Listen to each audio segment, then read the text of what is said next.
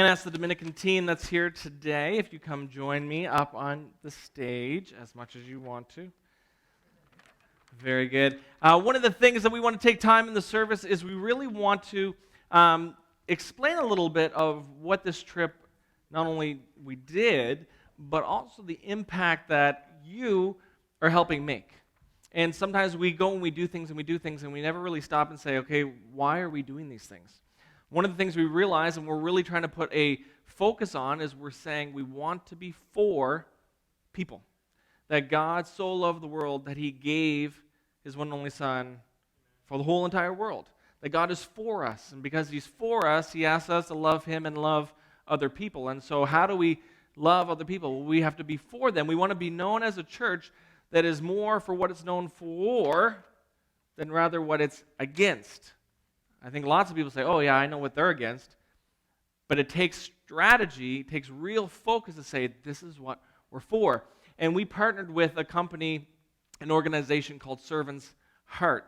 And Servant's Heart is an amazing organization that is on the ground 365 days in the Sosua area in Dominican and surrounding areas where they are making a difference every day. So instead of us coming in and doing a little bit of something and then leaving, we really felt 4 years ago that we wanted to partner with an organization that is down there all the time and come in and just expedite the process.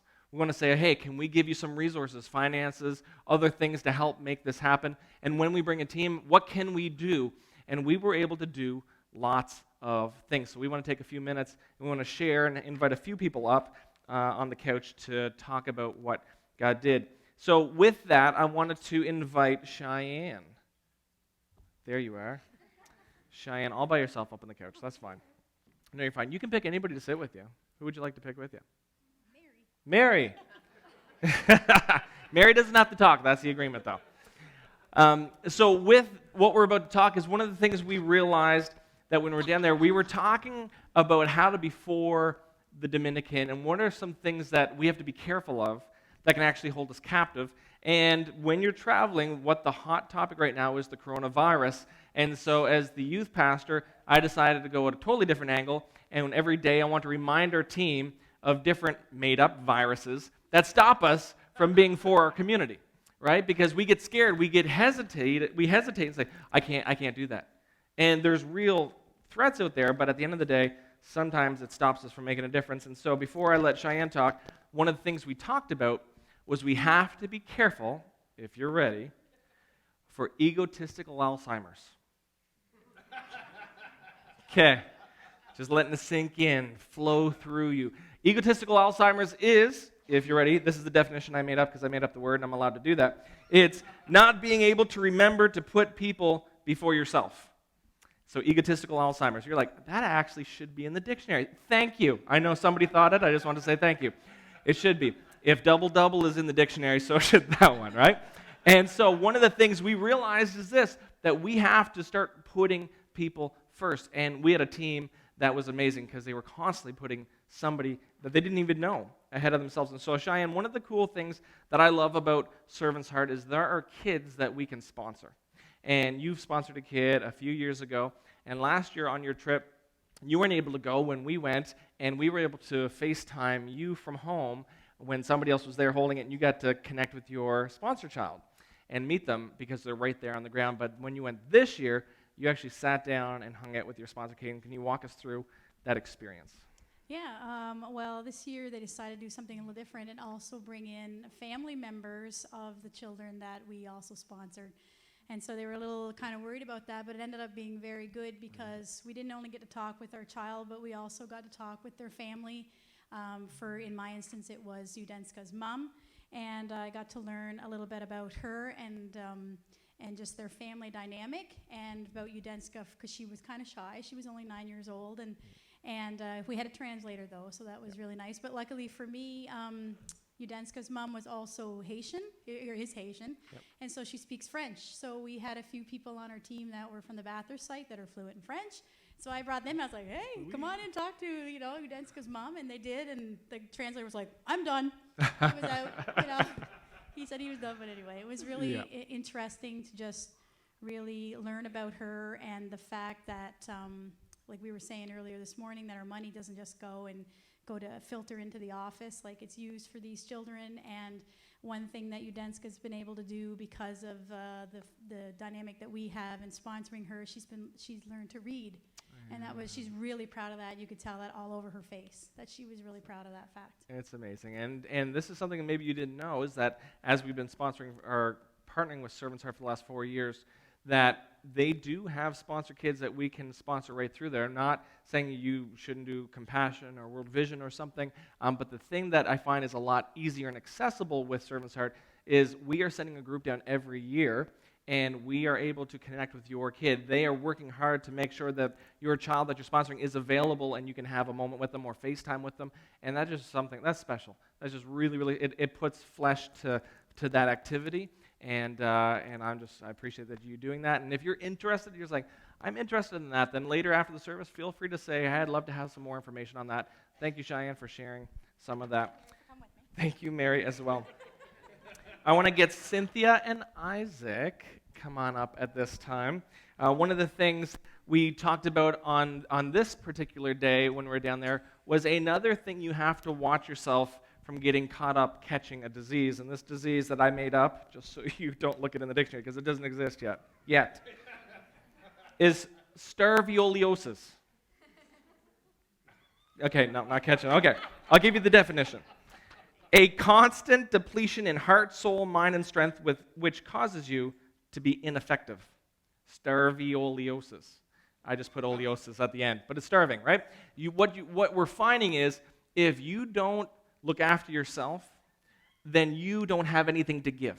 And if you're depleted and you're exhausted and your tank's empty, then what are you offering anybody? You're not. And so we want to make sure that we are educating ourselves. We want to make sure we're healthy, looking after ourselves. And Cynthia, you and Isaac were able to go down, and you had a session where you got to actually teach some of the teachers and give them some training that they were excited about. Can you walk us through some of that experience with you? Either can go. Son, mother, whatever. I've never seen Mom speechless. This is this is recording, right? That's recording? Yes. See. That's going to come back. Yep. We'll replay it every hour on the hour. Very good. So Mom and I got a really awesome opportunity to go to Cairo. Yeah, it was in Cairo. I get to say that. In Cairo to the school there and meet with some of the teachers and just kind of share a little bit of the programs and strategies that Mom and I are trained in to bring it to them, just kind of equip them, give them some more tools in their toolbox to hopefully connect with their students in the best way possible. Yeah. Myself, I got the opportunity to talk about a program I've been working in for about 4 years, promoting alternative thinking strategies, which is equipping teachers with the knowledge to kind of walk through with their students when their students are having kind of the emotions that scare us and behaviors can stem from those emotions, giving the teachers the equipment and the knowledge to guide students through that and kind of cut down on behavior. No, that's good. That's good. Thank you. And sorry. No, just fine. I was just going to give Mom the floor so she could talk about PBIS. She talks. It's recording. I know. We're still recording. That's great. Cynthia, one of your experiences, you had a heart for realizing the English language and how powerful it is if they start learning that, how that can actually increase some of their effectiveness or even salary and different things like that. Yes, it was really amazing to me because throughout the week, I really want it to be that light that shines in the darkness, and it only takes a little flame to absolutely erode the darkness. And in as much as we saw suffering and we saw the impact of poverty, we also saw joy that goes beyond circumstances. And we saw, when we were able to fellowship with the church last Sunday in this little concrete tank with plastic resin chairs, and just how much it blessed me and amazed me about how fickle I am, that I have to have the lighting just right and the music just right and the chairs just right, but to come together with that heart for the Lord. And so as I endeavored to find where my light was going to shine, it was in the English, in the fact that English, as I was beginning to learn through hosting international students, I began to learn that having the ability to speak English was a trade. It was a means of marketing oneself. It was a means of making money to just sustain life. And it's such a simple thing to think that English could really really explode the darkness, could give, one of the translators shared that in learning English, he's now able to translate for Servant's Heart Ministry. He's on staff. He's, we called him Junior because they don't pronounce their J's. So, and he was just able to, because of knowing English, he was able to serve alongside of us and serve others. And I saw even at the resort, those that were bilingual, they were the ones that were employed.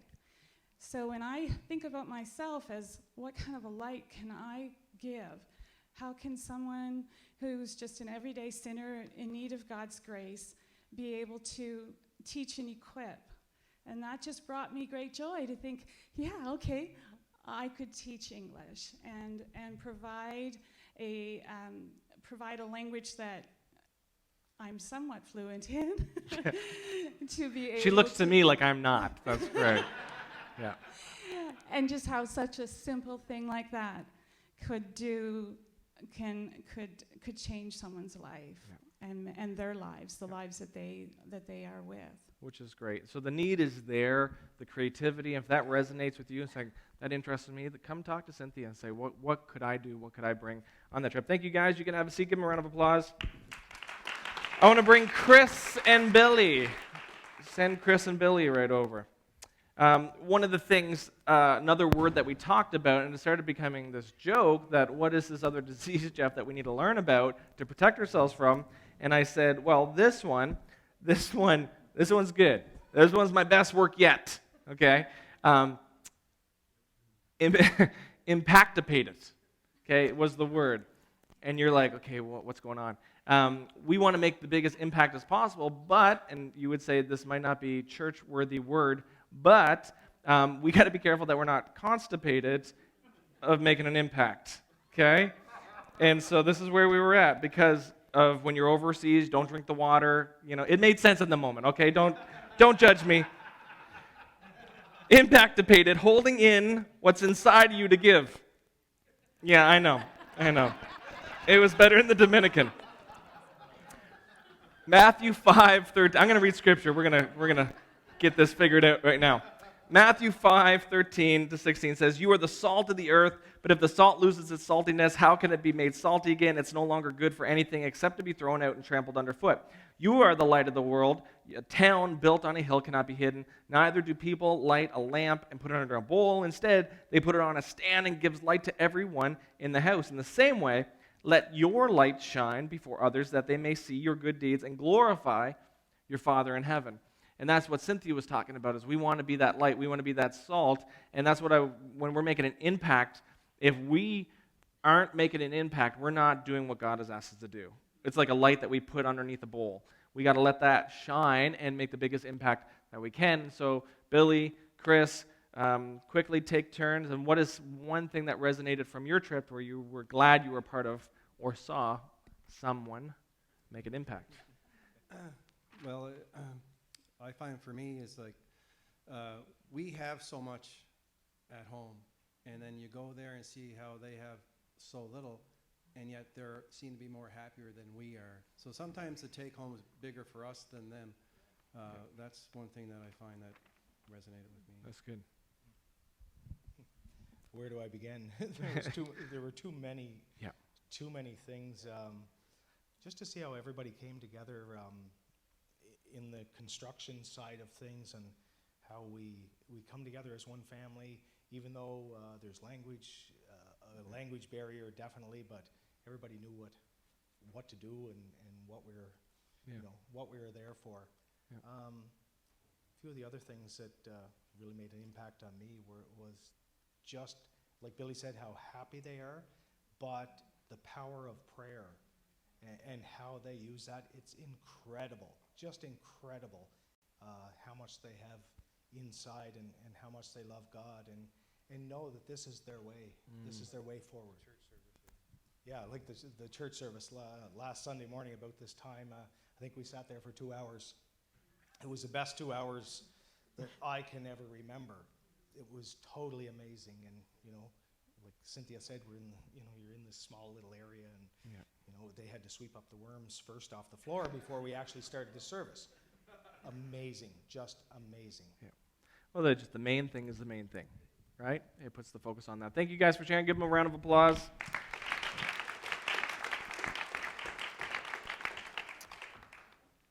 I'm going to call Susie and Jennifer. This is one of my favorite stories. I'm going to prep it a little bit here for a second. The word we were talking about at the time, another day, was this word, apatheticulosis. See, now you're catching on. This is good. Apatheticulosis, we don't want to be apathetic. What happens here is the definition. Losing all desire to make a difference. You don't want to have apatheticulosis. And what happens when you're down there, I don't know if it's possible to catch it, because you just can't be apathetic when you're sitting and you're surrounded with that group of people that just love on you. We're walking through the streets and everybody's, you're just constantly waving, constantly saying hi. It's just such a friendly community, and your heart starts growing. And Susie, you're going to talk about this in a second. But what happened was we realized that last year we went down and we built a house for this guy named Eddie. 5 years prior last year, he lost his wife, and he worked overtime enough to make some extra concrete bricks that he was building his house. And he finished his house about 3 feet high off the ground, the whole foundation. And that's it. 5 years of work, 3 feet high, that was his house. And he was living in an outhouse, basically, a pile of rock and a mattress. And so Servant's Heart said, we want to help Eddie. And so we went down, and in that week, we were able to build a house and finish from 3 feet up, and then a roof got on it, and it was amazing that we could build a house that fast with our group. And Eddie was crying, and we did a special service with him and sang and prayed, and it was amazing. But to go back this year and to say, can we go see what Eddie's doing? Can we go meet him?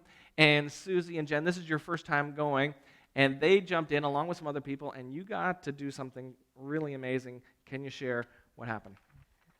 Jeff, I was never so thankful that it poured as much as it did. Without the downpour of 3 days, we wouldn't have had this opportunity to go see Eddie and have our story. We had to change our plans, of course, because we couldn't do the outside construction. And it truly was from an episode from HGTV, Home Makeover, Caribbean Style. Susie her mind was going everywhere, and from paint swatches to vision. And what an incredible journey to be on with her and the rest of the team and Eddie. And to see his joy just grow in his heart. It was truly infectious. And, to see inside of his house and the work we did to transform that into a home, and to see dilapidated lumber piled in what was to become his kitchen. And with every lift of every lumber, there's cockroaches scurrying and this and that, and you have no idea how much it broke my heart. And, to make use of that dilapidated lumber to put, ledges in his house and shelving. And I kept thinking that, he must have salvaged that from, his past house that he shared with his wife, and his inability to kind of let that go, and how much he prided himself on some of those pieces of things that we would so easily toss away. But it was such a joy to do that, and a joy to do that with Susie and the rest of the team. First of all, I saw the video from last year. I saw Eddie, and I was crying seeing Eddie on the video. So you can imagine when I got there and I saw Eddie for real. Yes. Fell in love with Eddie. Well, in love. He wanted to keep her. Yeah. Yeah. 23 other people said, we got to take you home. Yeah, that man has a big heart, like a big heart, and we could not communicate with the language, but I think with the heart, you can communicate very easily. And it's like I knew that man like for a long time, and I created a bond with him, and like I didn't know what I could bring there. But having to do all the house, and like you say, he has a home now, and I'm gonna pray that he's gonna find a new girl, a new wife, a new woman now, because it's so warm, and the guy is unbelievable, and I just can't wait to go next year and go see him again. Absolutely. And do what I can do for somebody else. Maybe the new house we're building right now with Servant's Heart. Yep. Yep. That's very good. Give them a round of applause. Thank you so much, Susie and Jen. Simon and Robin, could you come to the front of the classroom, please?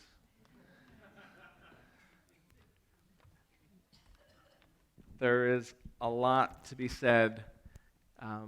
Very little time to say it in. We want to make that recap video just so you can get a glimpse of that. 2 years ago, I had never gone down with our team. So last year I got to go for the first time, and nothing does justice to see the work that Servant's Heart is doing on the ground, leading the charge with tremendous staff that says God is number one, here I am, send me. So to go down with that constantly year after year to make an impact and go, I don't know what we're going to do, and come back and say, I don't know how we ended up doing that. That's amazing. But Simon, Robin, can you just explain a little bit of, you guys have been leading the charge for the last 6 years. The last 4 years, we've been focused with Servant's Heart. Simon, can you give us a little bit of recap there? Certainly. So every year is a different year, no matter who goes, no matter how many times you've gone. Different challenges, different interest, and different results in the end. It's very exciting in the end. The big thing with many of the people that go for the first time, it's what can I do? They don't know what they can actually bring to the table. And it's pretty simple. You may have all the skills, all the talents in the world, but if you bring your heart with you, that's what the most important thing to bring. Because you know what? They're going to show you their heart full on, and they open it up fully to everybody. So one of my highlights every time we go is the team that we bring. The team that we bring go there expecting to change the world, and maybe one seed at a time we do that, but they come back changed. They come back changed not only by the Dominican people, but also by their fellow members that go with them. Every year I see it, and I'm amazed at how over 7 days, 24 people, 19 people, whatever team goes, can grow such great, deep friendships that not having gone on the trip, they would not know each other a whole lot. And by going on this trip, they've become lifelong friends. Friends that now, from day to day, you can call on. Last year we had 1 member from the Bathurst site. This year we had 4. So now we have 5 new friends at the Bathurst site, and I'm sure there will be more in the future.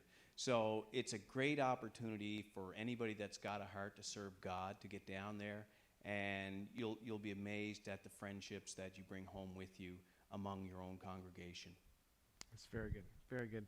One of the things, if you're interested in saying, I think I'd love to talk a little bit more about that trip next year, these are the guys to talk to. Go talk to them, ask them questions. There's no commitment. If you're thinking, yeah, that sponsor child, that's still ringing in my head, ringing in my heart, talk to them, ask questions, figure some of those things out. This is a great organization, and this is a great way that we can be for our world, primarily focused right now in the Dominican, because the question we've been asking all week long down there doing devotions, talking through, is this: what do you want to be known for? What do you want to be known for? And the second question is this: what are you actually known for? Now, start closing that gap. What I want to be known for, what I'm actually known for, and start closing that gap. And if you want to be a person after God's own heart, if you want to be a person that says, here I am, send me, whatever the case may be, where are you now? And start closing that gap. And that's what 24 of us experienced, was saying, here I am, send me. I'm not going to get impactipated or any other type of stuff going on. We just are super excited to be able to make an impact, and we know that that is also, you're part of that journey. whether you've been praying or giving or encouraging, whatever the case may be, we know this is a team effort. And so we thank you for that, to make this possible. And again, these are the guys to talk to. So let me pray for our team and for you guys. Would you stand with me? And then we'll ask the band to come. God, we just pray right now. We thank you for the opportunity to make the biggest impact possible. God, we know that it is to love you and to love others. And we know first loving you gains us that energy, gains us that ability to pass love on, because by ourselves, we just don't have it in us to make a difference to the degree that we pull from you. And so we put our focus on you, we make a difference, and we give you all of the glory back to you. So we thank you that we can make that impact. We just thank you for this church, and we want to be for our community. God, we just pray a blessing upon your church today. We pray in Jesus' name. Amen.